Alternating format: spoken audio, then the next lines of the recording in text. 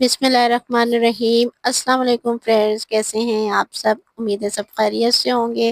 Friends, आज मैं आपके साथ शेयर कर रही हूँ ढाबा स्टाइल दाल माश की रेसिपी, जो बहुत मज़ेदार है और बनाना बहुत आसान है। चलें फ्रेंड, रेसिपी शुरू करते हैं। इसके लिए यहाँ मैंने 1 कप जो है माश की दाल का लिया है, जिसको मैंने 2 घंटे के लिए भिगो दिया है।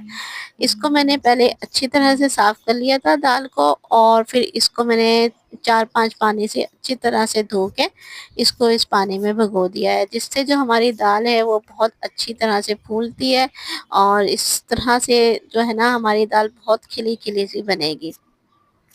तो फ्रेंड, यहाँ पे मैंने एक पैन लिया है, पैन में मैंने पानी डाल दिया है। पानी जब हल्का गर्म हो गया है, तो अब मैंने इस दाल का पानी जो था जिसमें भिगोया तो वो फेंक के इसमें मैंने दाल को जो है इस पानी में डाल दिया है।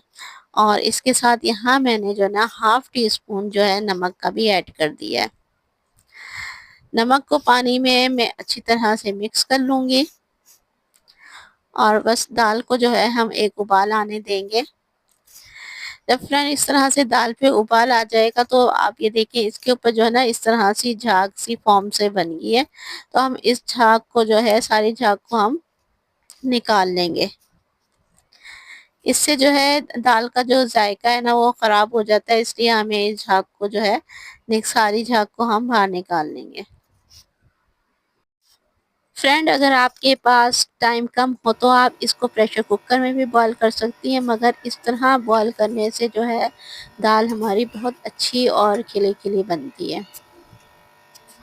और फ्रेंड, आप जब भी दाल बनाएं तो इसको पहले बॉईल कर लिया करें, और फिर आप जो है दाल बनाया करें। इससे दाल जो है हमारी बहुत अच्छी और खिली खिली बनेगी। और इसलिए जो है अगर हम पहले मसाला बनाते हैं उसके बाद दाल डाल के जब बनाते हैं, तो इससे एक तो हमारी दाल इतनी ज़्यादा खिली खिली नहीं बनती, और उसमें जो है टाइम भी बहुत ज़्यादा लगता है। जब फ्रेंड इसका पानी सारी झाग निकल गई है पानी से, तो अब हम इसको कवर करके 30 मिनट के लिए दाल को गलने के लिए रख देंगे। 30 मिनट के बाद फ्रेंड इसका हम कवर हटाएंगे। वैसे में इसको बीच में भी मैंने 1-2 दफ़ा चेक कर लिया था। तो अब मैं आपको जो है इसका दाना चेक कराती हूँ। ये देखिए फ्रेंड, अच्छी तरह से जो है इसका दाना मैश हो रहा है, तो इसका मतलब है हमारी दाल बहुत अच्छे से गल गई है।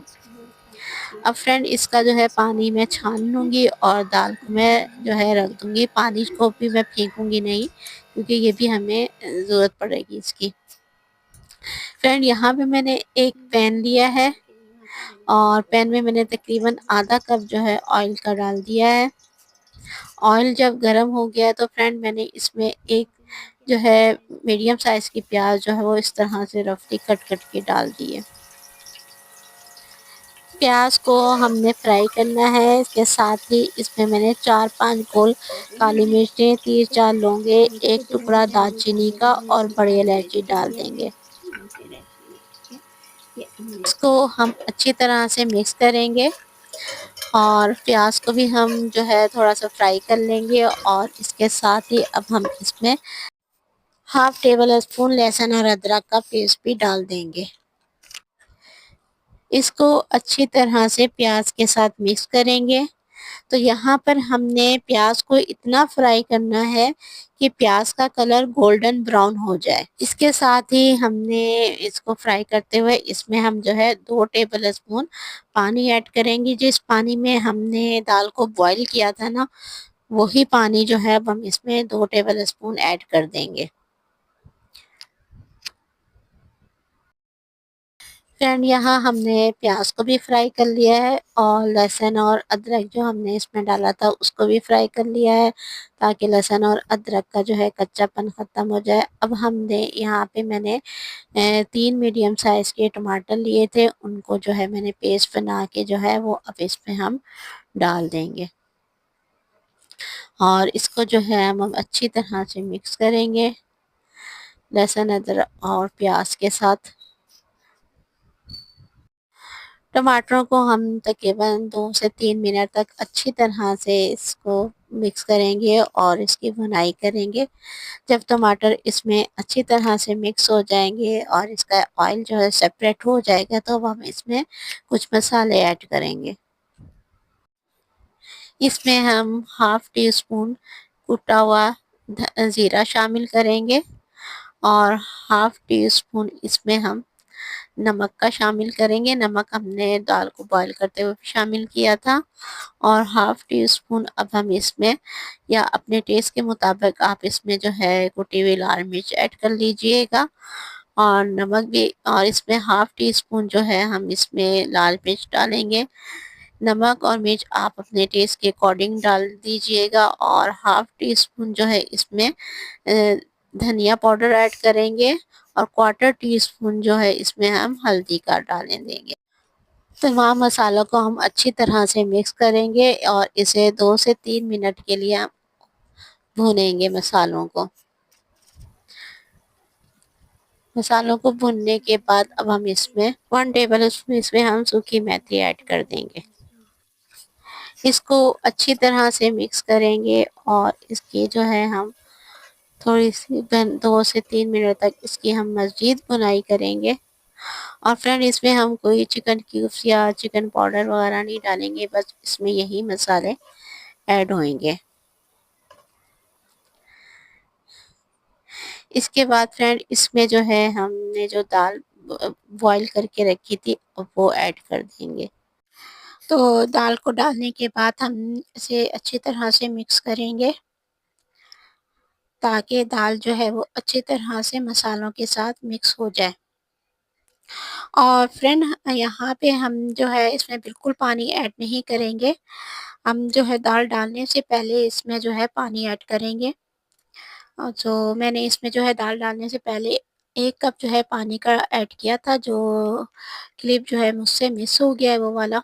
तो दाल को अच्छी तरह यहाँ मिक्स करने के बाद हमने 4 से 5 मिनट के लिए इसको कुक कर लिया है। अब फ्रेंड हम इसका तड़का तैयार कर लेते हैं। यहाँ पैन में मैंने तकरीबन 4 टेबल स्पून जो है ऑयल का लिया है। ऑयल जब गर्म हो गया है तो फिर मैंने इसमें जो है 1 टीस्पून सफ़ेद ज़ीरा शामिल कर दिया है। साथ ही इसकी मैंने 2 जो है सूखी हुई लाल मिर्चें ली थी, उनको इस तरह से बीच पे से काट दिया है। और 2-3 मैंने हरी मिर्चें ली हैं, उनको भी इस तरह से काट दिया है। और 1 टुकड़ा मैंने अदरक का लिया था, उसको इस तरह से जूलियन कट में मैंने काट के अब जो है ये सारी चीज़ें हम इसमें शामिल कर देंगे। और फ्लेम को बिल्कुल मैंने जो है यहाँ लो रखा है, बस इसको हम 2 मिनट के लिए जो हम इसमें कुक करेंगे। फिर इसका चूल्हा ऑफ करके जो है मैंने इसमें हाफ टी स्पून जो है कश्मीरी लाल मिर्च का ऐड कर दिया है। इससे जो है इसका कलर बहुत खूबसूरत आता है। इसको हम अच्छी तरह से मिक्स करेंगे और मिक्स करने के बाद हम इसको जो है दाल में ऐड कर देंगे।